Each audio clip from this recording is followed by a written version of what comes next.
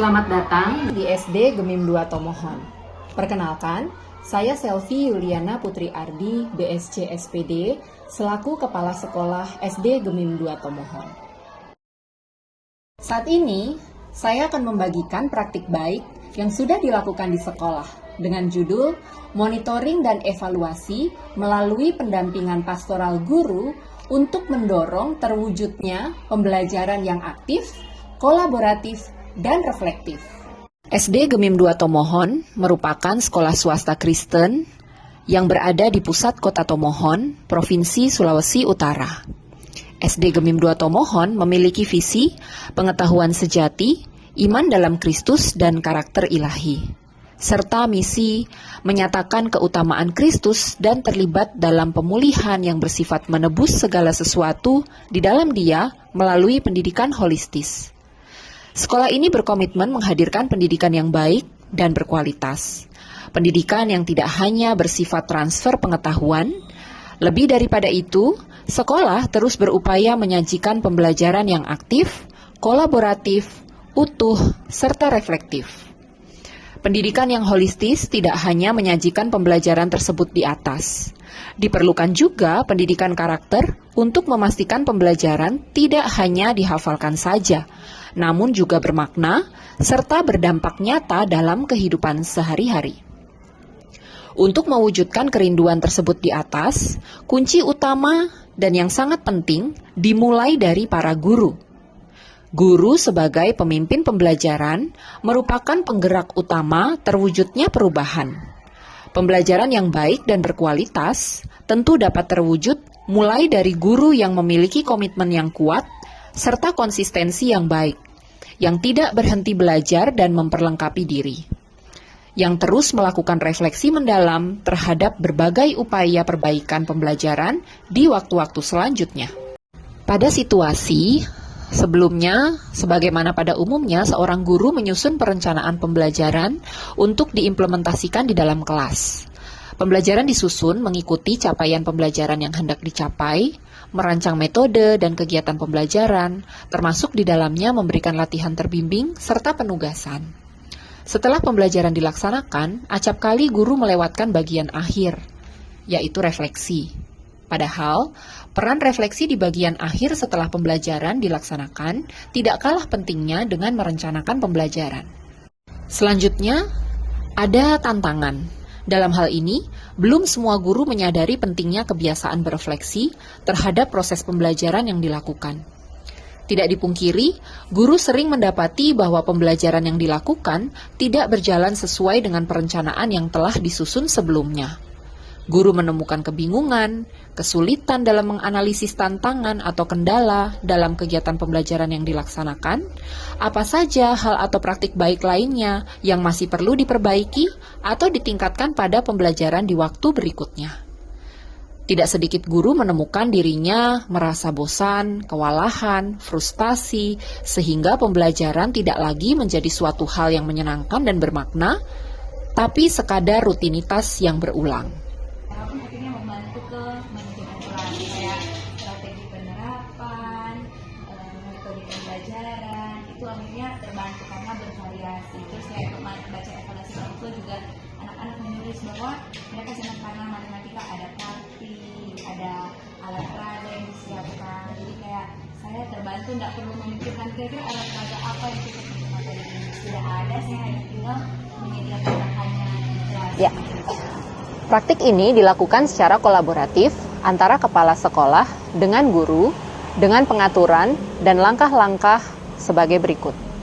Pertama-tama, kepala sekolah bersama dengan guru menyepakati waktu untuk bertemu dan berdiskusi terkait rencana observasi atau pengamatan di kelas. Guru meluangkan waktu untuk dapat berdiskusi dengan kepala sekolah. Ini yang disebut langkah prasupervisi terkait pembelajaran yang akan dilaksanakan di kelas. Dalam diskusi prasupervisi ini, guru dapat mengajukan area yang ingin diamati oleh kepala sekolah untuk dapat diberikan masukan yang bermakna dan konstruktif, misalnya kemampuan guru dalam memanajemen atau mengatur kelas, atau kita sebut sebagai classroom management. Hal ini perlu dilakukan untuk dapat menolong kepala sekolah memfokuskan pengamatan di area yang menurut guru perlu ditingkatkan atau diberikan masukan untuk perbaikan di waktu selanjutnya.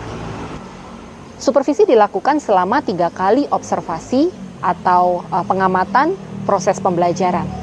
Di dalam proses supervisi ini, kepala sekolah menuliskan catatan yang meliputi berbagai hal atau praktik baik yang diimplementasikan oleh guru di dalam pembelajaran. Catatan observasi juga dapat menuliskan hal-hal yang perlu diperbaiki atau ditingkatkan dalam praktik pembelajaran di waktu selanjutnya. Kepala sekolah bersama dengan guru kembali melakukan diskusi yang dinamakan dengan pasca supervisi. Dalam diskusi pasca supervisi ini, kepala sekolah mendorong guru untuk dapat merefleksikan pembelajaran yang sudah dilaksanakan. Di dalam diskusi pasca supervisi ini, guru mereview serta mengevaluasi secara mandiri praktik pembelajaran yang sudah dilaksanakan, menganalisis kekuatan serta ketercapaian tujuan pembelajaran. Guru juga didorong untuk berefleksi terkait tantangan atau kendala yang mungkin ada selama pembelajaran, serta hal-hal baik dan juga konstruktif yang dapat diterapkan di waktu-waktu pembelajaran selanjutnya. Selanjutnya adalah result atau hasil. Proses monitoring dan evaluasi yang dilakukan dengan pendekatan pastoral bagi guru dinilai efektif untuk mengembangkan pembelajaran yang aktif, kolaboratif, dan reflektif.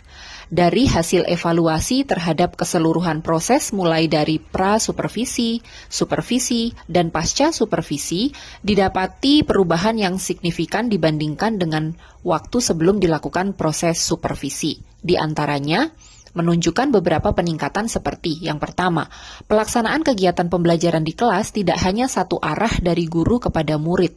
Guru selanjutnya merancang kegiatan pembelajaran yang melibatkan peran serta aktif dari peserta didik, seperti kegiatan diskusi dalam kelompok kecil, mengisi lembar kerja peserta didik secara berkelompok, menyelesaikan masalah, atau problem-based learning, mengerjakan tugas kelompok, atau poster, atau bentuk proyek lainnya, atau project-based learning, dan mempresentasikannya di depan kelas. Yang kedua, pembiasaan merefleksikan pembelajaran di akhir sesi belajar oleh peserta didik yang dibantu oleh guru. Refleksi dapat dilakukan dengan menjawab pertanyaan secara verbal dan atau menuliskannya di buku catatan masing-masing. Refleksi yang dilakukan disesuaikan bagi peserta didik di jenjang sekolah dasar dengan pertanyaan seperti, bagaimana perasaanmu setelah mempelajari materi pelajaran pada sesi ini? Bagaimana materi pembelajaran pada sesi ini menambah pengetahuanmu? Hal baru apa saja yang sudah kamu pelajari?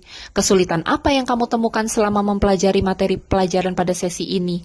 Apa hal yang dapat dilakukan untuk menolongmu belajar dengan lebih baik pada pertemuan selanjutnya? Bagaimana guru dapat menolongmu belajar dengan lebih baik? Kepala sekolah sebagai pemimpin juga bertanggung jawab penuh untuk memastikan praktik pembelajaran di sekolah dapat terlaksana dengan baik.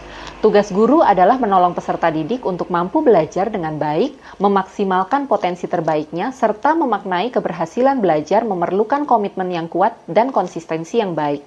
Praktik baik ini tentunya masih sangat jauh dari sempurna. Hal penting yang perlu terus diingat dari praktik baik ini adalah bahwa langkah kecil perlu dimulai dengan berani. Kiranya praktik sederhana ini dapat menginspirasi Bapak Ibu Kepala Sekolah sekalian dalam mengerjakan banyak praktik terbaik yang bermakna, kreatif, dan inovatif. Kalau bukan kita, siapa lagi? Kalau bukan sekarang, kapan lagi? Selamat Hari Guru Nasional tahun 2025, GTK hebat, Indonesia kuat. Ini merupakan tahun ketiga saya mengajar di sekolah ini. Dan dari supervisi yang dilakukan kepala sekolah maupun evaluasi yang diberikan, saya melihat bahwa pertumbuhan yang saya alami itu sangat signifikan. Karena saya tahu di mana kekuatan saya maupun kelemahan saya, sehingga pertumbuhan saya pun menjadi lebih terarah dan itu pun akhirnya berdampak positif dalam pembelajaran di dalam kelas bersama anak-anak. Terima kasih untuk monitoring dan evaluasi yang kepala sekolah berikan secara rutin kepada saya, karena hal tersebut sangat membantu saya bertumbuh.